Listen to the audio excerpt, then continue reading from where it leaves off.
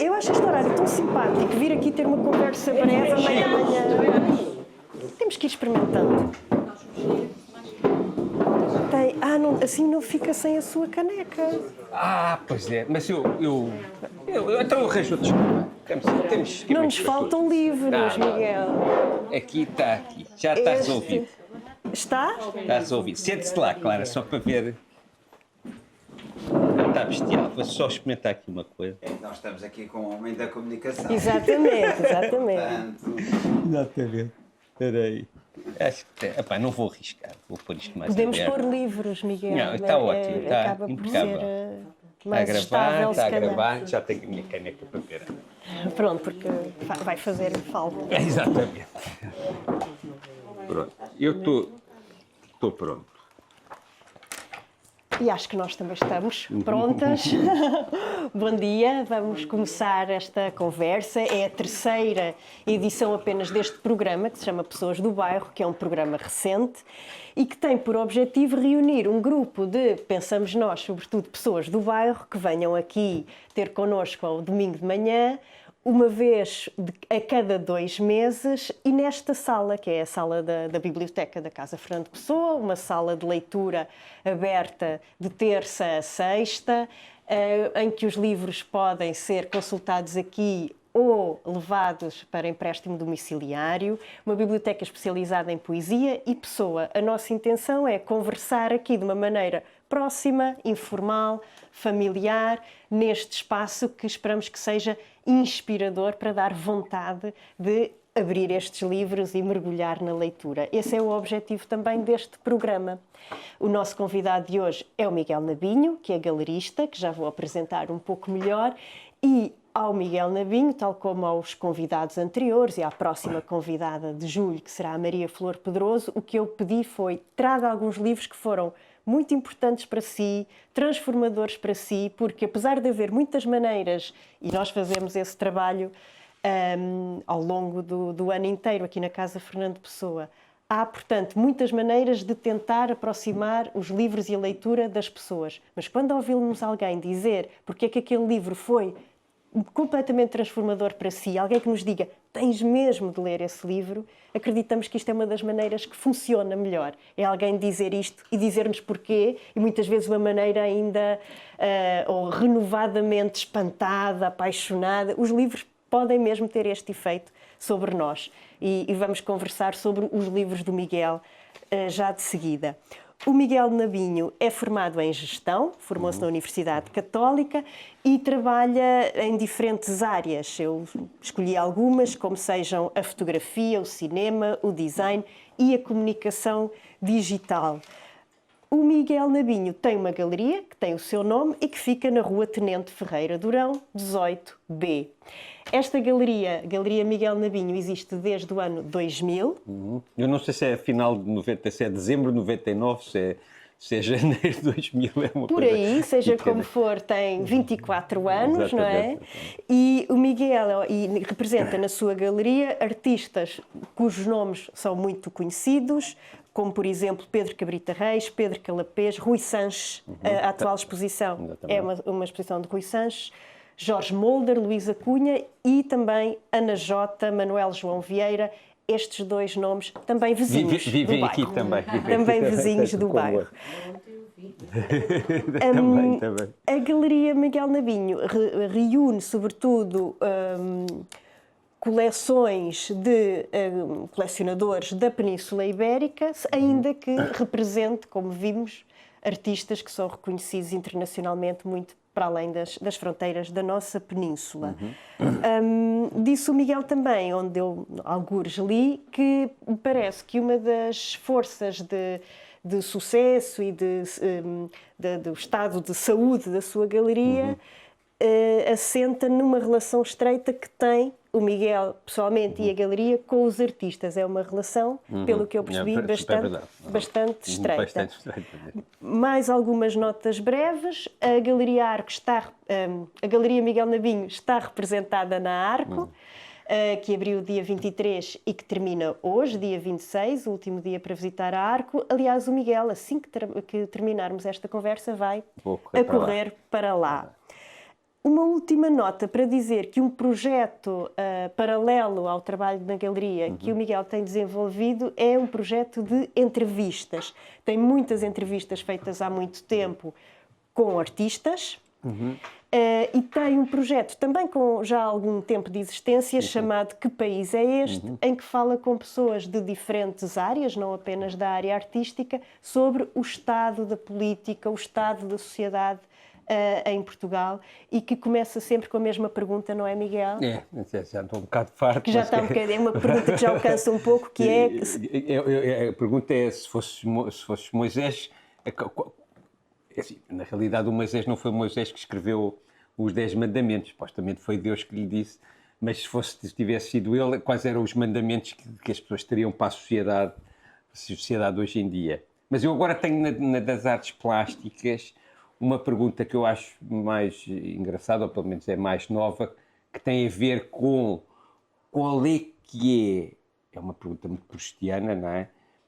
O que é que acontece na vida da pessoa que eu estou a entrevistar hoje em dia que o remete para o passado? E pode ser através de um cheiro, através de um sabor, através de qualquer coisa que vê ou qualquer coisa que sente pelo tato. Ou através de um livro. Através de um livro, exatamente como estávamos a falar há pouco. E tento que as pessoas comecem a contar a sua história indo para trás através desse mecanismo psicológico, não é? Acho que é um mecanismo psicológico. E assim é como faz o Miguel nas suas entrevistas, mas o Miguel hoje está do outro lado. Por isso, Miguel, muito obrigada por ter aceitado este convite e podemos já começar a falar sobre livros. E talvez, sabemos que a sua formação é em gestão, sabemos que trabalha na área das artes, visuais, digitais. Em relação ao livro e à leitura, qual é a sua relação pessoal com estes objetos? Pronto, eu não quero começar logo, mas vou ter que começar de uma maneira um pouco climáxica, que é, eu hoje em dia já leio tudo em digital. Eu há um ano tentei voltar a ler em livro, mas não consegui. Porque eu vou lendo daqui e ali e acolá e as pessoas ficam escandalizadas porque eu chego a ler mesmo, eu leio em Kindle, mas também leio mesmo no telemóvel. O que eu faço hoje... não estava a falar do livro só em formato de papel, não é? O que acontece é que eu agora... O que eu faço, que é uma coisa quase maluca, que é eu compro os livros físicos que leio em digital. Pronto, não sei, que é uma coisa um bocado maluca. Mas depois de os ler? Depois de os ler. Quando eu sinto que eles já pertencem à minha cabeça, não é? A sua biblioteca mental. É engraçado, porque a questão do livro digital lança algumas questões sobre... se os livros são nossos quando os lemos, quando estão dentro de nós, ou se são nossos fisicamente, não é? Porque a gente sente-se quase um bocado pobre se não o tem fisicamente, porque o digital é uma coisa que parece que não existe, mas realmente eu acredito que o livro existe quando ele está dentro de nós, quando ele foi assimilado, foi lido, foi incorporado, não é? Pronto, estava-me a perguntar, era sobre... Se os livros são presentes, se a leitura é presente no seu dia-a-dia. Os livros são presentes. E a prática da leitura? Ali o meu filho estava-me a dizer hoje de manhã, costumava muito ler no Kindle.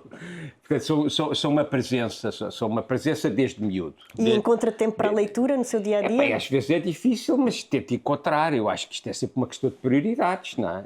A gente pode ver umas coisas, quando já tem um tempo contado, não é? Portanto, se a gente está a ler um livro, não consegue estar a ver um filme, não consegue estar a comer, não consegue... Portanto, é uma questão de uma pessoa ter vontade. Eu acredito sempre que as coisas vêm sempre do prazer e do prazer que a gente tem nas coisas, e isso acho que é sempre o mais importante e acho que é o que nos deve conduzir.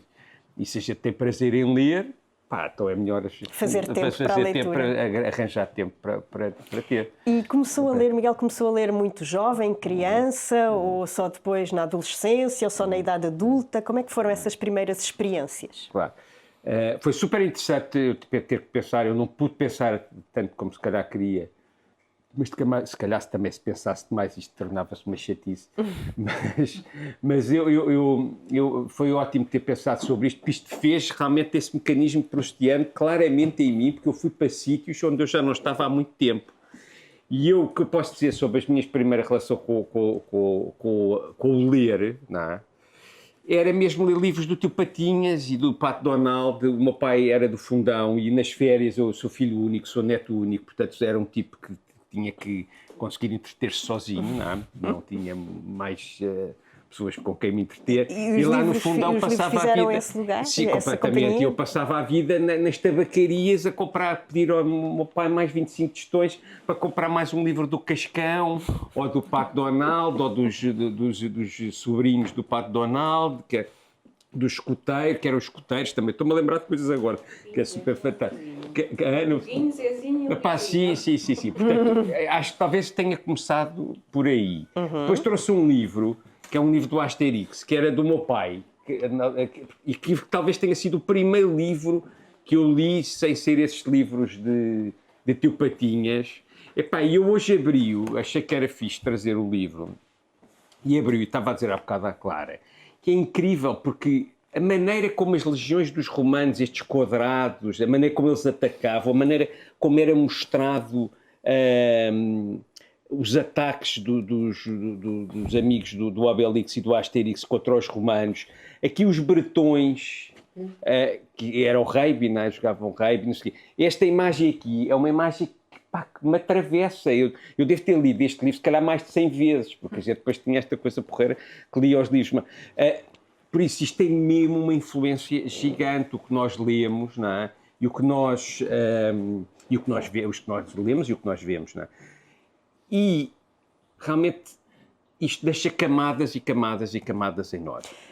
Quando o Miguel releu o Asterix e os Bretões, encontrou lá no fundo da sua memória estas tiras? Está tudo. Estava lá tudo. A cultura toda, que o Goscinny e o Derzo, eles devem ter influenciado gerações e gerações, pelo menos de europeus. Eu não sei se isto teve algum sucesso nos Estados Unidos ou não, mas de europeus vão ter sido como o Tintin, não é? Como o Tintin,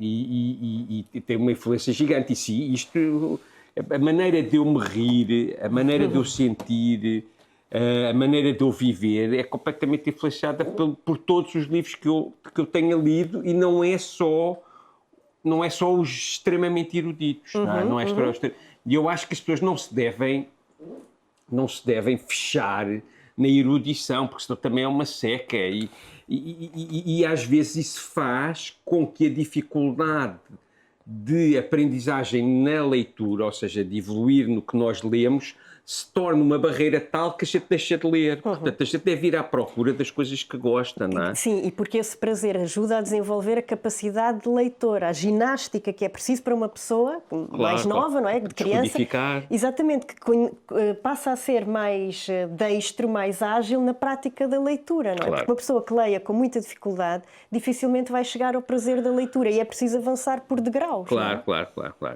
Por isso eu acredito imenso nisso. Eu trouxe aqui outros livros, depois, falando do que é que eu li. Isto saiu da BD, ficou na BD, passou para outros géneros. Falando só mais uma coisa, porque a BD depois também tem associações a coisas muito fixes, que é, eu lembro, sei lá, está doente e pedi aos meus pais, tragam mais um livro do Asterix. Portanto, há toda uma vivência à volta da leitura, não é? Que é maravilhoso, Depois da BD, sim, eu lembro depois de ter lido no Fundão também. O meu pai lia quando era novo, e lembro, talvez tenha sido o primeiro livro que eu li que não tinha quadradinhos, que era um livro que devia ser mega reacionário, que era um livro que se chamava O Pequeno Lorde. Eu hoje até fui à internet e vi lá a capa do livro. Eu acho que já não tenho o livro. E era uma história, eu acho que era uma coisa didática, de alguma maneira, a fingir que era um romance, sobre um miúdo. Mas tinha alguma coisa a ver com os maias, não é? Isto agora é horrível o que eu estou a dizer, mas de alguma maneira era um processo de educação de um jovem de classe alta e que era educado para ser um lorde, não é? Em todos os sentidos, para ser rico, com valores porreiros, não é? De não desprezar os pobres, tratar bem as coisas. E acho que talvez seja o primeiro, eu devia ser muito miúdo, sei lá, 8 ou 9 anos, uma coisa assim. E que é lido no Fundão. Eu lembro de estar para lá a ler aquilo, não sei o quê. Portanto, comecei, acho que talvez seja é o primeiro livro que eu me lembro de ler que não tinha quadradinhos. Mas é muito interessante, não é mesmo, em relação aos momentos em que estava doente e pedia aos seus pais para trazer mais livros, ou as memórias que lhe trazem Claro, este livro do Pequeno Lorde.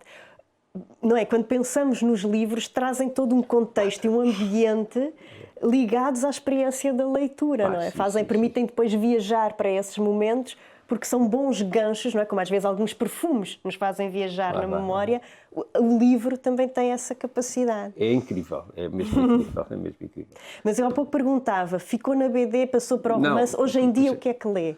Hoje em dia, às vezes também leio BD, mas leio mais romance, leio mais Entre prosa, o romance e a poesia, mais a prosa. É pá, sim, depois falou-me da questão do romance, da poesia e do ensaio. O que eu diria em relação a isso, eu estou mais no romance e tive sempre mais. Não sei porque tenho mais dificuldade em ler poesia, mas acho maravilhoso. Em relação ao ensaio, epá, eu gosto sempre de coisas mais que abrem do que fecham, mais coisas que lançam perguntas do que deem respostas. Se coisas de ensaio, acho porreiro, sei lá. Por exemplo, mesmo texto escrito, eu não tenho muita paciência. Mas não tem mal nenhum, não é uma crítica, é só o que eu não tenho paciência. Mas as outras pessoas podem ter e acho ótimo que tenham. Não é uma coisa, não é obrigatório pensar ou sentir como eu. O que eu acho é que no ensaio, o que me interessa mais é depois, por exemplo, os textos do Bernardo da Costa sobre cinema. Os próprios textos do Miguel Esteves Cardoso, a crítica pop, sobre música. Os textos do José Miguel Fernandes Jorge sobre artes plásticas. Ou seja, são textos que em si mesmo se tornam obras de arte. Não é? Se tornam obras de arte. E aí sim gosto muito de ler. Agora, uma coisa de tratar, não sei o quê, explicar, não sei o quê, não sei... Ou é uma coisa histórica. Eu também gosto de história. Gosto de história. Apesar de não ler romances de história, nem ler livros sobre história, mas gosto. Mas em relação ao ensaio, não sou também... É mais o romance é o que eu gosto mais. Sim, mesmo para a sua prática profissional, não lhe faz falta ler com esse objetivo, ensaio, crítica, não é por aí? É uma vergonha, mas eu não tenho muita paciência. Não é uma vergonha. Não tenho paciência. Eu acredito nas artes plásticas sempre, mas se calhar é por preguiça minha, que epá, a coisa mais fixe nas artes plásticas, porque assim, os romances é acerca de ler, as artes plásticas é acerca de ver bonecos, não é? Epá, e quanto mais a gente vê, epá, mais a gente sabe, não é? Epá, mais a gente sabe. É acerca de ver. Não... Epá, a gente pode escrever o que quiser, epá, mas o que as pessoas estão a escrever já não é este boneco que está aqui. Este boneco que está aqui foi feito por um artista, neste caso o Derso, nunca consigo dizer o nome dele, pronto. E queria dizer qualquer coisa com isto, que é basicamente o Obelix a fugir com o barril da poção mágica, não é? Epá, num jogo de rugby, pronto. E depois quer dizer muito mais coisas, através da cor, através do posicionamento das personagens, através deste bocado que dá velocidade, o facto de estar aqui este bocado de pressão mágica a cair, dá-nos a ideia de velocidade. Portanto, isto são os mecanismos que os artistas plásticos e as pessoas que fazem desenhos usam para comunicar connosco. É evidente que há coisas escritas maravilhosas, mas eu, se calhar, por preguiça, não costumo ler. Eu gosto mais de ver. Mas este pequenino exercício que o Miguel fez agora, não é? Que nos fez ver alguns pormenores em que se calhar não tínhamos reparado num primeiro momento, que é um exercício que também se faz com a fotografia. Por exemplo, eu trago não é? aqui, desculpe, só interromper, que é, mesmo aqui, este bretão está a bater noutro bretão, portanto, mostra que eles são, no fundo, ele está a dizer um bocado, eles são selvagens. Portanto, estas coisas todas são, pronto, mas era só também um acontece, mas este exercício não é mesmo quando vamos ver uma exposição, claro, um livro, temos uma primeira relação, exatamente, é aí que eu quero chegar, e depois vamos reparando naquilo que não salta logo à primeira vista.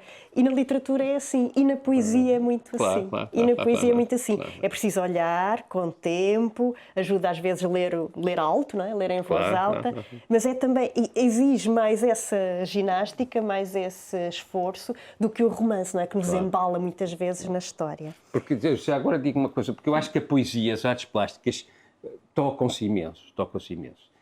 E acho que a poesia e as artes plásticas talvez sejam das artes mais livres, não é? Porque são muito baratas.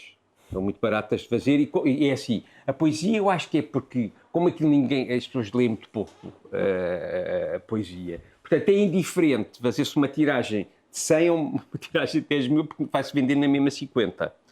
E isso, ironicamente, e isto é super importante, acho que na sociedade contemporânea falar sobre isto, que é, isto ironicamente faz que na poesia se possa arriscar muito mais e que muitas vezes as coisas saiam de uma forma incrivelmente inovadora e disruptiva, porque não há pressão do mercado, porque o mercado não existe. O mercado não existe na poesia. É pá, sei lá, o Oden depois vendeu muito no tal, mas então em Portugal não existe. Portanto, é indiferente. Portanto, o poeta sabe que não vai ganhar dinheiro. Portanto, se não vai ganhar dinheiro, não se vai vender a nada, não é? E nas artes plásticas a coisa acontece também um pouco assim. Não é? Acontece também um pouco assim. Acho que depois nas outras coisas, nas outras artes, que são artes que envolvem muito dinheiro, o artista já sente mais o peso da indústria e o peso de falhar, porque se calhar depois não tem hipótese de voltar a fazer um filme, ou de fazer uma ópera, ou de fazer uma peça de teatro. Mas pronto. Gostávamos então agora de ver os livros que o Miguel trouxe e que nos dissesse porque é que escolheu esses e saber livros que foram importantes. Por exemplo, o Thomas Mann, porque é que teve muita importância. Hoje em dia, se calhar, já não teria tanta paciência para ler um livro do Thomas Mann, mas na altura foram super importantes, porque eram os primeiros livros em que eu sentia que havia uma fusão entre a ficção e a novela e o romance, e eu não queria chamar a filosofia, mas se calhar era um bocado, e o pensamento, não é? Tanto a Montanha Mágica como o Dr. Fausto, depois há também o Hermann Hesse, mas o Hermann Hesse talvez seja um bocado mais popularucho do que o Thomas Mann, não é? Sim. E aí, pela primeira vez, nós começamos a ter abertura ou ligação sobre o mundo do pensamento através da literatura, não é? E acho que isso talvez tenha sido o que foi mais importante na leitura de livros como o Dr. Fausto. E vejo que o leu muito, não é? Pois, está um bocado destruído. Mas é que o livro não é aquele objeto que fica imaculado e intocado, justamente nota-se que passaram por aqui as mãos do leitor e tem aqui a sua assinatura. Eu li, não é numa dedicatória, portanto não me sinto muito intrusiva, mas diz fevereiro de 1988. Exatamente. Portanto, foi. Tinha 19 anos, exatamente. O Dr. Fausto, aos 19 anos, também não é muito comum, Miguel. E que outros livros trouxe? Eu não li todos, eu li 3 livros da Busca no Tempo Perdido, mas achei que tinha que trazer porque foi de tal forma, agora esta busca nos livros, que eu senti, o Proust é absolutamente determinante. E o Proust é incrível, porque o Proust, traz para cima da mesa o poder do passado, não é? E o passado nos persegue, não é? Nós não nos conseguimos ver livros do passado, não é? É impossível, por muito que a gente tente, mas que o passado nos traz coisas também muito boas, não é? A capacidade de a gente ir viver o que já viveu, reviver o que já viveu, através das nossas memórias, eu acho que é extraordinário. E era aquela ideia de que falava no início, não é? Em relação ao seu projeto das entrevistas, que agora lhe interessa falar sobre o que está para trás ou sobre o modo como hoje nos lembramos nas entrevistas. É engraçado, eu comecei as entrevistas sem pensar muito sobre o assunto, mas hoje em dia o que me interessa mais nas entrevistas, nas mais políticas, é mesmo tentar perceber o que é que condiciona o nosso pensamento ideológico. E eu cada vez mais acho que o que condiciona o nosso pensamento ideológico é a maneira como nós aprendemos a sentir quando éramos novos. Portanto, ou seja, nós estamos mega condicionados sempre pelo lado emocional, mesmo ideologicamente. E por mais que a gente lê e que a gente racionalize, a parte emocional é sempre muito mais forte. Isto é uma coisa muito psicanalítica, não é? Mas, por isso, eu reparo, por exemplo, os meus amigos são praticamente todos de direita, porque os pais eram de direita. O meu pai era de esquerda, eu sou de esquerda. Como é evidente, às vezes há inversões, não é? Mas isto é estatístico, é impressionante, é impressionante. Acredito imenso, e está aqui um dos meus melhores amigos, o Gonçalo Reis, que é um tipo que leu 100 vezes mais do que eu. Portanto, ele é que devia estar aqui. É verdade, isto é verdade, isto é uma coisa factual. Ele devia estar aqui, só que ele tem azar, não é de Campo de Ourique, não foi convidado. Isso é que é verdade. Não foi convidado. É o critério. Não foi convidado. Mas, por exemplo, há uma coisa que eu penso imenso, e ainda ontem estávamos a falar um bocado sobre isso, que é, eu acho que a literatura, eu quero acreditar e acho mesmo que é, às vezes uma pessoa desilude-se, é um grande filtro, pá, à barbárie, a nós nos transformarmos outra vez, epá, em animais, não é? E o Gonçalo, que até é de centro-direito, acho eu, como leu imenso, não tem o pensamento e a atitude que eu encontro em vários amigos nossos, epá, que ronda o sei lá o quê. Ronda o sei lá o quê. E acho que foi talvez o facto de ele ter lido imenso que faz com que haja barreiras que se põem sobre o nosso lado animal. Epá, que eu acho que é fixe, que haja o nosso lado animal, acho umas partes que estejam lá postas um bocado de parte, não é? Mas pronto, não sei. E a literatura faz Acho que a melhor literatura- esse papel, pá, acho que a literatura melhor do faz. que o cinema, melhor do que... A característica da literatura, havia um professor, também foi professor do Gonçalo, porque o Gonçalo eu conheço desde os pais 10 ou 11 anos, que era o Salles Gomes. Pá, e que dizia uma coisa que é... Ele foi super importante, acho, tanto para ele como para mim, para a gente começar a ler, não é? Porque ele Às falava... vezes é isso, há uma pessoa que na nossa vida, Claro, com quem nos pá, cruzamos e que nos abre para a leitura. Claro, É muito, acho que acontece foi. muitas vezes. Acho que ele foi. E ele dizia uma coisa muito engraçada, que é, para nós não lemos pelo menos só livros de quadradinhos, porque a literatura tinha uma coisa maravilhosa que era, nós desenvolvíamos a imaginação, porque as personagens não estavam descritas, tu lembras de ele dizer isso? Não é Epá, visual, e assim é? a gente tem que imaginar, epá, as personagens todas do Proust, na minha cabeça existem de uma maneira, na do Gonçalo noutra, na da Clara de outra maneira, As não é? caras, as roupas. Pá, as roupas, não é? As paisagens, os cheiros, não é? Coisas que nem são visuais. E isso é maravilhoso. E isso é uma coisa que a literatura nos traz e que o cinema não traz, não é? Porque porque o que ele dizia é, não queiram que se sirva logo o prato todo arranjado, não é? O cinema, de alguma maneira, traz-nos a imagem e o texto, não é? A música já é uma coisa diferente, não é? A música é todo outro filme. Não é? No Dr. Fausto está bastante a questão da música, é todo outro filme, não vamos falar agora sobre isso, mas acho que a literatura realmente é um sítio único, é um sítio de solidão também, não é? Que estamos sozinhos, mas estamos super acompanhados por aqueles bonecos todos que nós criamos da cabeça, aqueles pensamentos todos, e depois a coisa sempre maravilhosa é poder partilhar isto que a Clara está a fazer. É maravilhoso, é bom a gente falar. O Gonçalo, eu falei sobre literatura ao longo dos anos, constantemente. Este livro é fixe, este não é, este gosto deste, não sei o quê. Pá, aconselhaste-me este, mas eu afinal não gostei.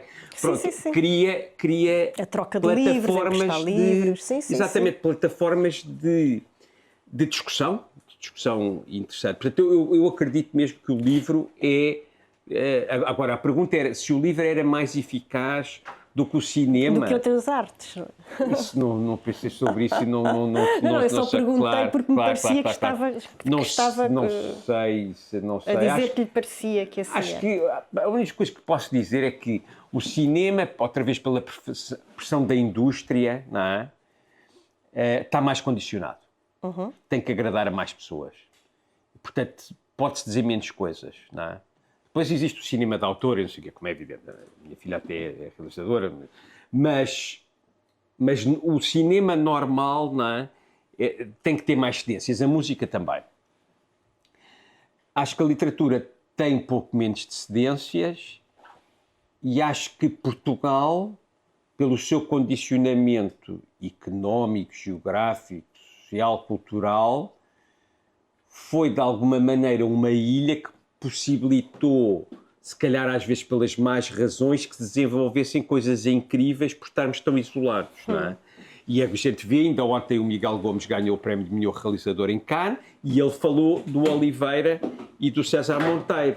Epá, que são uns ovnis, são completamente uns ovnis no cinema. Epá, e é evidente que um francês ou até um americano, porque o Oliveira é conhecido nos Estados Unidos também, epá, vê aquilo e ou diz assim, epá, esquece, vamos já embora, vamos deitar. Ou então olha para aquilo e diz assim, fogo, isto aqui há uma grande cena. É uma grande cena, não é? E aí está, por exemplo, mais uma vez o digo que é, depois os grandes realizadores mais mainstream, como os Coppola, os Scorsese, quando vêem estas coisas, os caras dizem, espera aí, eu vou apanhar isto, vou apanhar aquilo. É como os arquitetos em relação aos artistas plásticos. O gajo fez aquela coisa assim, então agora vou também utilizar. Quem é que diz? O arquiteto ou o artista? O arquiteto é que rouba, normalmente é o arquiteto que rouba, é normalmente o arquiteto que rouba, porque mais uma vez o arquiteto está muito mais constrangido, porque a arquitetura tem sempre um lado funcional. Sim. E outro dia entrevistei o Cis e o gajo disse uma coisa maravilhosa, como ele é muito inteligente, disse uma coisa extraordinária, que é, eles têm sempre este problema de que são funcionais, não é? E têm que ser funcionais. Há duas coisas maravilhosas, uma é dele e outra é do Niemeyer. A do Cis é que o gajo, para se defender que aquilo é arte, ele diz que o belo é a ideia do funcional agregado ao estético. É quando tudo está perfeito, não é? Quando esta sala funciona na sua perfeição, em termos funcionais da mesa e das paredes e da luz, com a parte estética da sala. E que realmente é uma ideia maravilhosa. Mas depois há outra coisa maravilhosa também nos arquitetos, para perceber que eles realmente... Os arquitetos, eu acho que os bons arquitetos estão sempre a tentar fazer o belo, não é? Eles estão um bocado, não estão assim tão preocupados com a funcionalidade. E há uma frase maravilhosa do Niemeyer, que a essa altura ele estava a inaugurar um prédio, um edifício no Brasil, e perguntaram-lhe e tal, e ele era um modernista, portanto os modernistas diziam que a arquitetura tinha que ser funcional e o belo não era para esquecer. E perguntaram-lhe, e a resposta dele, o que é que ele achava do prédio dele? E ele diz como é que é, que é belo se funcionar tanto melhor. Portanto, isto mostra que todos nós andamos sempre à procura de qualquer coisa maior, mais bonito, mais... Isso é que é o grande desafio da coisa. Eu vejo isso com os colecionadores.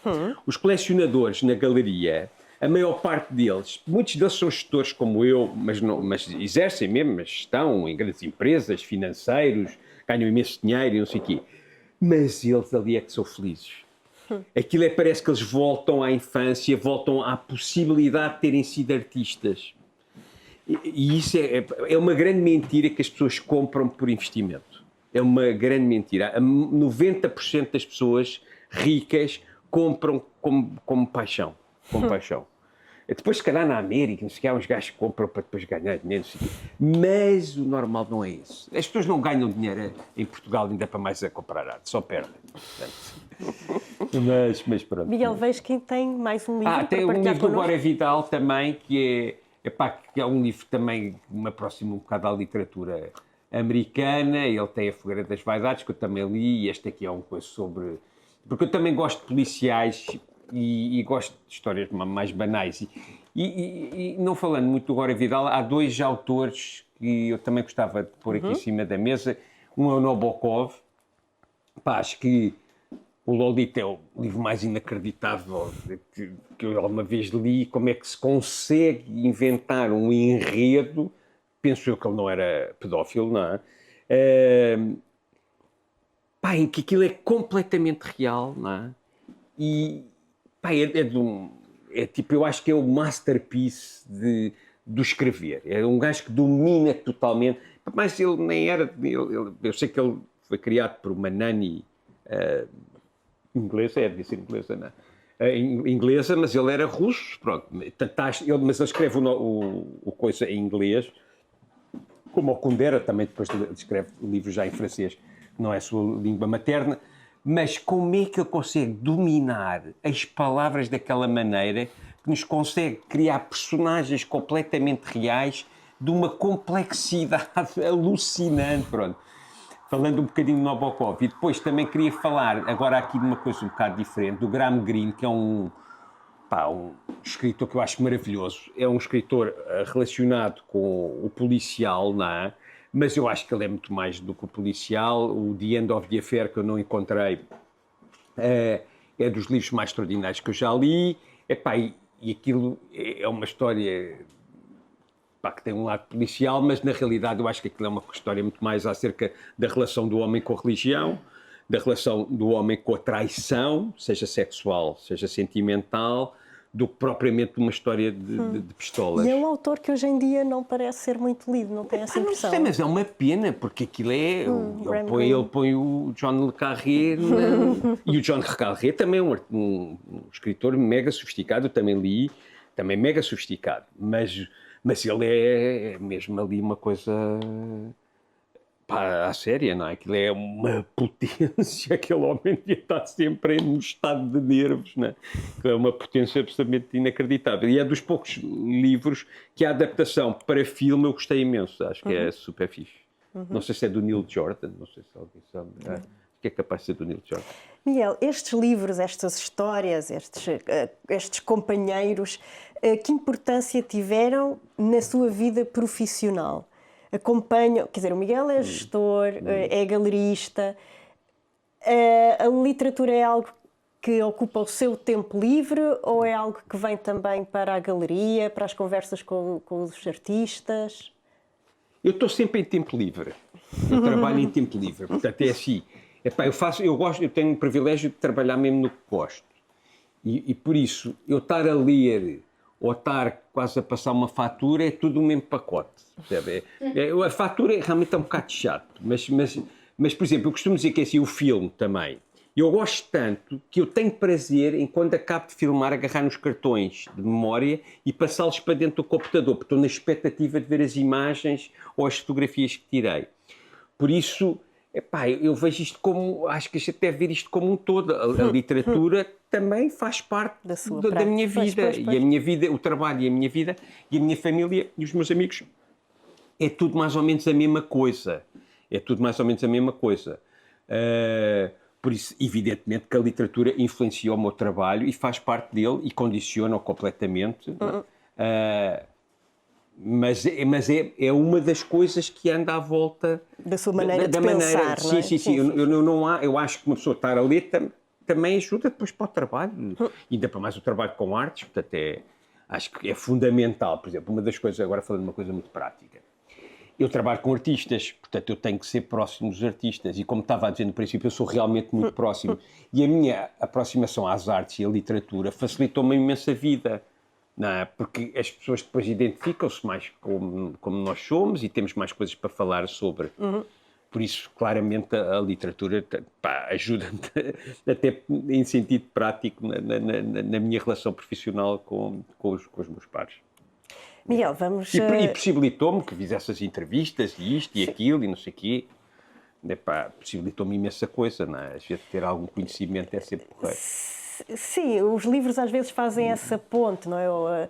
As nossas bibliotecas, há quem diga que chegar à casa de um amigo ou de uma amiga e ver a sua biblioteca também nos diz quem é aquela pessoa, claro, uma espécie de autorretrato, não é? A nossa biblioteca. E dizia eu que estamos a chegar ao fim, eu por mim tenho tempo, o Miguel é que não tem. Tudo bem. Não, eu também já está lá, eu tenho lá uma pessoa, também não há um grande problema. Há pouco falávamos sobre a escolha das pessoas convidadas para participarem neste programa e, de facto, o critério é serem fregueses aqui de Campo de Ourique. Eu gostava de perguntar ao Miguel, a sua galeria está aqui há 24 anos, que relação tem com este bairro? Está há 21, porque eu comecei em casa e sabia, estive durante 3 anos em casa. Mas qual é a relação? Sei lá, este Campo de Ourique, eu gosto imenso. Mas vai aos cafés, conhece as caras dos vizinhos. Almoço aqui. Agora, às vezes não almoço aqui, mas almocei aqui durante anos e anos e anos. E continuo a almoçar, é o Xiringuito, é o Solado dos Duques, é agora o Cortesia, é o Fiamete. Isto aqui é tudo super familiar. E o Luís Alves da Livraria Ler também é do seu círculo. E eu ainda me lembro de haver aquela livraria, aquilo era a Bertrand, que era paralela a mim, que era uma que se descia, era a barata, pronto. Isto tudo é minha familiar. E quando vem trempo aqui. Quando vêm as pessoas para as suas inaugurações, para ver as exposições, chegam bem a Campo de Ourique. Aqui temos muitas vezes a queixa de que... O estacionamento. Claro. Os transportes, o metro está longe. Claro. Que não é central. Mas hoje em dia já há eu uma acho que é série de bastante soluções. central. Eu acho que a Puerto Rico hoje em Eu dia também é acho, super eu central, não é? Não pode ser mais central. O que não é central é onde estão as outras galerias que já estão para Marvila e isso é que já custa Também um só agora bocado de são ir. as Claro. centralidades periféricas, não é? Já começa Eu a acho isto é pensar-se tudo nessas super zonas da cidade de central, outra não é? maneira. De Chiado até Campo de Ourique, é quase uma reta onde exatamente. Achamos nós também, é o que dizemos aos visitantes. Eu acho que isto é super central. E pá, gosto imenso, não queria nada sair daqui, achava uma seca, até porque eu vivo na Calçada da Estrela, que é perto, também é muito prático. Por isso eu gosto imenso do bairro. E a Ana Jota, que é uma pessoa que é muito próxima, vive ali ao virar da esquina, até... Pois eu aqui na minha lista de possíveis convidados para o futuro também tinha a Ana Jota, se bem que eu acho que é uma pessoa mais reservada que talvez... Não, ela gosta imenso. Se Gosta? puserem uma câmara à frente, ela vai gostar imenso. Ou o Manuel João Vieira, de quem E o também Manel falar. também é um querido, ele com certeza que vai. E o Manel é um tipo super interessante, tal como a Ana Jota. Mas São boas super ideias, interessante. né? São boas ideias para as próximas edições do programa.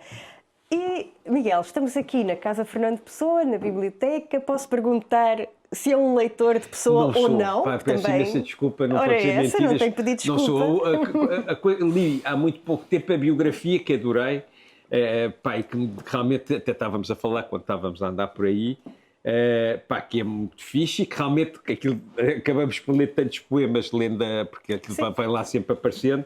A biografia feita pelo Richard Zenit. Exatamente. Eu li a versão em português, que é um calhamaço e que não São há em 1000 digital. páginas. E esse tive que ler mesmo. Está lá em Cascais, está toda a partida aquilo tudo, porque eu torço os livros, não é? E que é muito fixe. Mas eu não posso declamar aqui um poema ou uma coisa assim, porque não tenho realmente, por provincianismo. Eu acho que na minha geração, e pelo menos em mim, houve algum afastamento da literatura portuguesa, porque a gente queria saber, pá, isto estava tão fechado, não é? Estava tão fechado, que a nossa curiosidade para fora era absolutamente gigante. E a gente dizia, epá, não, a gente não quer estar associado à pequenez do que aqui está, não é? E todos estes autores simbolizavam de alguma maneira a pequenez de onde nós estávamos nos anos 80, que é quando nós passamos o período da adolescência, não é? Porque eu sou de 69, portanto, de 80 a 90 é dos 10 anos aos 20, pronto, portanto, é determinante na nossa formação. E eu acho, não sei se o Gonçalo concorda com isto também, que a gente estava super virados para fora, estávamos ávidos de ir buscar para o estrangeiro, o para os Proust escritores de fora, sim. ou de Joyce, perceber isto tudo. Eu lembro do Gonçalo, pá, eu lia biografias do Proust, do Joyce, de toda a gente e mais alguma. Eu lembro de ler uma também do Flaubert. Epá, a gente estava super ávidos de perceber o que é que se passava. E eram edições portuguesas ou eram muita francesas? Coisa era inglês. Muita coisa era inglês. Eu li ainda hoje em dia eu leio muita coisa em inglês. Leio muita coisa em inglês. Mesmo às vezes há coisas que não há traduzidas para português, leio ainda muita coisa em inglês. Em francês eu não sei ler.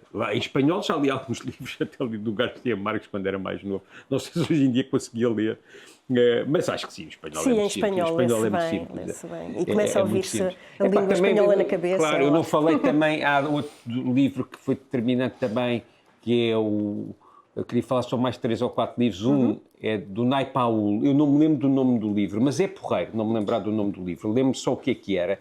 Era um diplomata, não sei se que leva o empregado para Washington.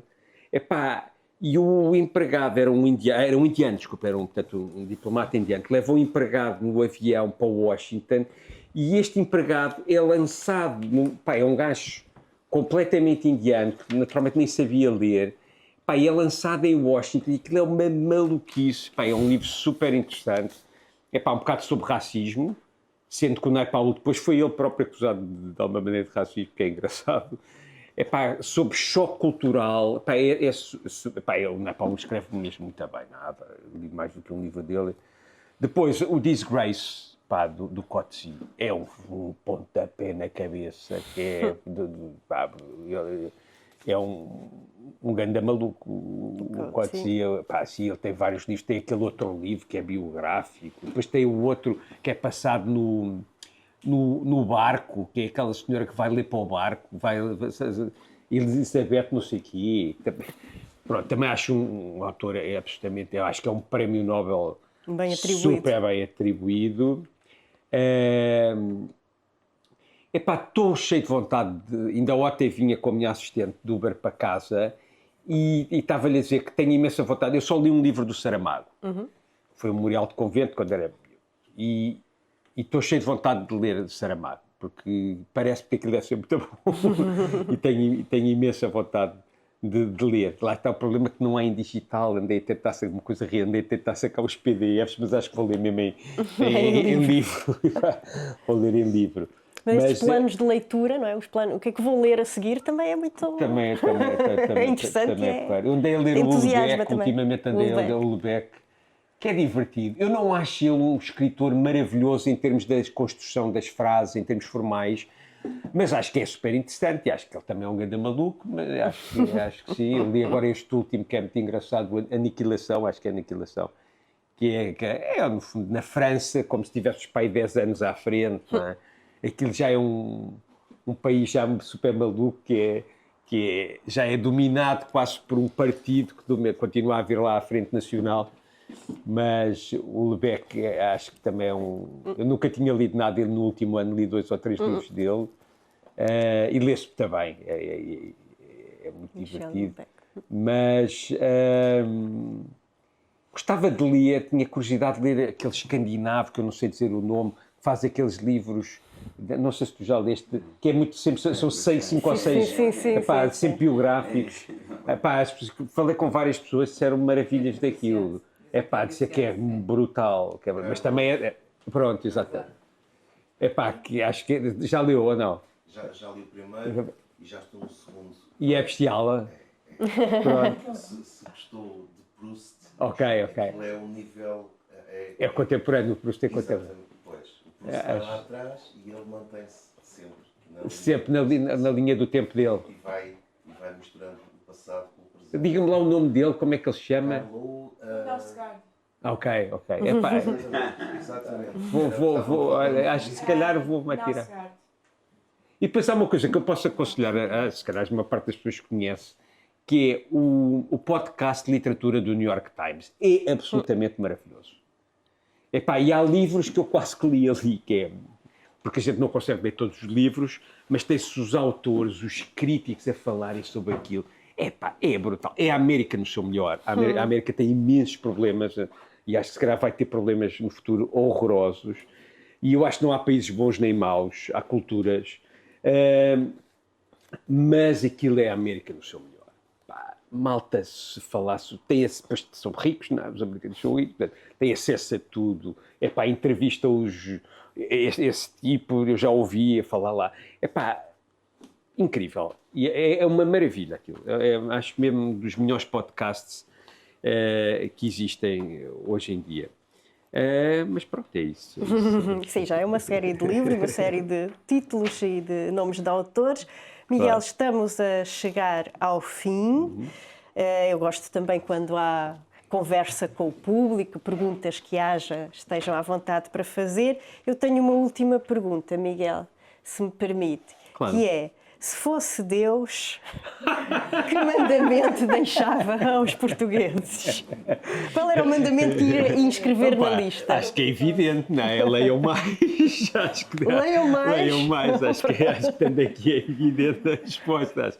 Acho que leiam mais porque aquilo tudo que eu disse, acho que é um grande filtro para a gente não nos tornarmos uns selvagens e principalmente porque é um prazer... absolutamente gigantesco, não é? E é mais um, não é o único, mas é maravilhoso. É a possibilidade da gente viajar para países onde, estou a dizer uma banalidade, mas é verdade, ir a sítios onde nunca vai estar. Ou ser pessoas que não somos, viver vidas pessoas que não somos, ter romances com pessoas com quem nunca tivemos. A literatura condicionou imenso a minha vida sentimental. É evidente, não é? Acho que grande parte dos romances, e não é por acaso que se chamam romances, são acerca de romances entre homens e mulheres, ou entre homens e homens, ou o que for. Pá, condicionou completamente a maneira como a minha vida sentimental se desenrolou, não é? E ainda bem, ainda bem. Por isso, epá, acho que se fosse um único mandamento era epá, que lessem mais, não é? Acho que estamos aqui rodeados de livros, estamos na Casa Fernando Pessoa, e é isso. Miguel, tomamos nota do seu mandamento. Seremos, enfim, vamos segui-lo, talvez, acho que sim. Muito obrigada por esta conversa, obrigada às pessoas presentes. Eu é que agradeço a e toda a esperamos gente. vê-lo nos cafés, no Jardim da Parada, Isso por vão aqui. ver sempre, isso vão ver Obrigada, sempre. Miguel. Obrigada. Obrigadíssimo, claro. Obrigadíssimo.